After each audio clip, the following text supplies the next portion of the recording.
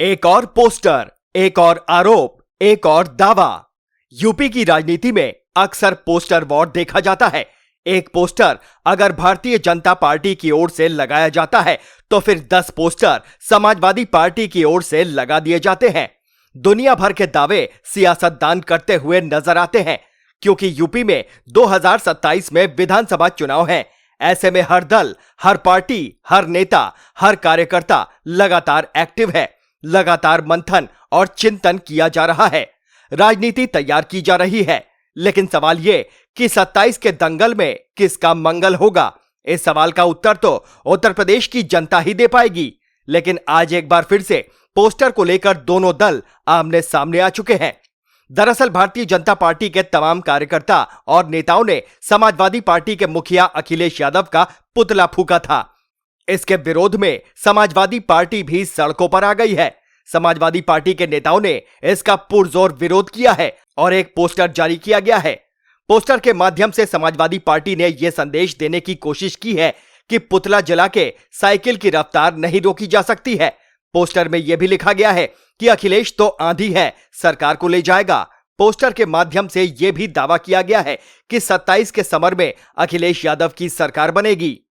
दरअसल ये पहली दफा नहीं हुआ है जब दोनों ही दल पोस्टर को लेकर आमने सामने आए हो। इससे पहले भी कई बार, कई दफा पोस्टर वॉर देखा जाता है। दोनों ही दलों की ओर से बयानों के तीर छोड़े जाते हैं और सरकार बनाने को लेकर दावा किया जाता है। भारतीय जनता पार्टी की ओर से लगातार दावा किया जा रहा है कि 2027 में भारतीय जनता पार्टी की एक बार फिर से सरकार बनेगी।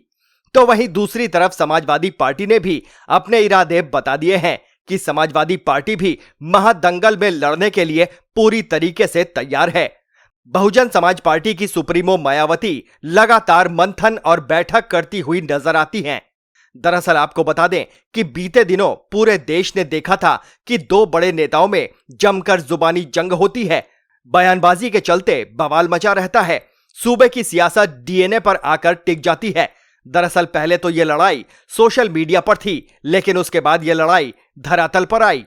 यानी कि ट्वीट खेलने के बाद अब पोस्टर वॉर शुरू हो गया। राजधानी लखनऊ में एक पोस्टर लगा है जिस पर लिखा हुआ है, अखिलेश यादव माफी मांगे। समाजवादी पार्टी के एक्स हैंडल पर कथित तौर पर यूपी के डिप्टी सीएम ब्रजेश पाठक के खिलाफ अपमानजनक टिप्पणी की गई थी, जिसके बाद से बवाल मचा है। पहले डिप्टी सीएम ब्रजेश पाठक ने ट्वीट किया, फिर अखिलेश यादव ने ट्वीट किया और इस तरह से ट्वीट पर ट्वीट चलता रहा। इस बीच समाजवादी पार्टी की सोशल मीडिया सेल के खिलाफ कई एफआईआर भी दर्ज कराई गई है। लखनऊ में जो पोस्टर लगे हैं उन पर लिखा है, अखिलेश यादव माफी मांगे, अभद्र टिप्पणी बंद करो, शर्म करो, शर्म करो। अब देखिए, ऐसे में सवाल यह खड़ा होता है कि 27 के महादंगल में किसका मंगल होगा। यूपी की लड़ाई आखिर क्यों पोस्टर पर टिकाई है। सवाल यह भी है कि आखिरकार कब विपक्ष के नेता जनता के मुद्दों की बात करेंगे, कब सरकार और सिस्टम की नाकामी को दिखाया जाएगा। क्या 27 का चुनाव जातीय समीकरण पर आकर टिक गई है, यह भी सवाल है। और इन्हीं सवालों के इर्द गिर्द यूपी विधानसभा का चुनाव रहेगा। इससे पहले हमने देखा था कि राणा सांगा को लेकर अभद्र टिप्पणी की जाती है। राणा सांगा को लेकर समाजवादी पार्टी के नेता ने टिप्पणी की थी, जिसका खूब विरोध भी किया जाता है। करणी सेना के हजारों की संख्या में कार्यकर्ता सड़कों पर आते हैं और समाजवादी पार्टी के नेता से माफी की मांग की जाती है, लेकिन माफी नहीं मांगी जाती है। हालांकि इस मुद्दे पर अखिलेश यादव की ओर से भी बयान दिया जाता है और कहा जाता है कि बीजेपी दलित सांसद को दबाने की कोशिश कर रही है। इतिहास और इतिहास के पन्ने, चाहे हम हों, चाहे भारतीय जनता पार्टी के लोग हों, हम लोगों को किसी को भी इतिहास के पन्ने नहीं पलटना चाहिए, क्योंकि इतिहास में क्या घटना घटी है, हम इतिहास की उन किताबों को पढ़ रहे हैं, उसकी इंटरप्रिटेशन अपने हिसाब से कर रहे हैं। भारतीय जनता पार्टी ने जब भी इतिहास के पन्ने पलटे हैं तो वो पन्ने पलटे जिससे उन्हें पॉलिटिकल लाभ क्या हो सकता है और राजनीतिक लाभ के साथ साथ नफरत किससे फैल सकती है, कौन राजा था, कौन महाराजा था, किसने क्या किया, वो इतिहास की बात है।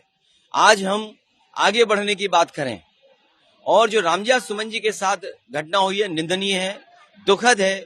एक दलित सांसद जो बहुत ही अनुभवी हैं, बहुत सीनियर हैं, उनके घर पर तब अटैक होना जब मुख्यमंत्री वहीं पर हैं। इसका मतलब मुख्यमंत्री जी की सहमति से हुआ है। राणा सांगा को लेकर विवाद थमा भी नहीं था, इतने में ही डिप्टी सीएम को लेकर टिप्पणी की जाती है, जिस पर भी खूब संग्राम होता है। दोनों ही राजनीतिक दलों की ओर से धुआंधार पोस्टर लगाए जाते हैं और समाजवादी पार्टी की ओर से जीत का दावा ठोका जाता है। अब देखना यह होगा कि 27 के दंगल में किसका मंगल होता है। फिलहाल इस पूरे मुद्दे पर आप अपनी राय कमेंट बॉक्स में लिखकर जरूर बताएं। Team news watch India.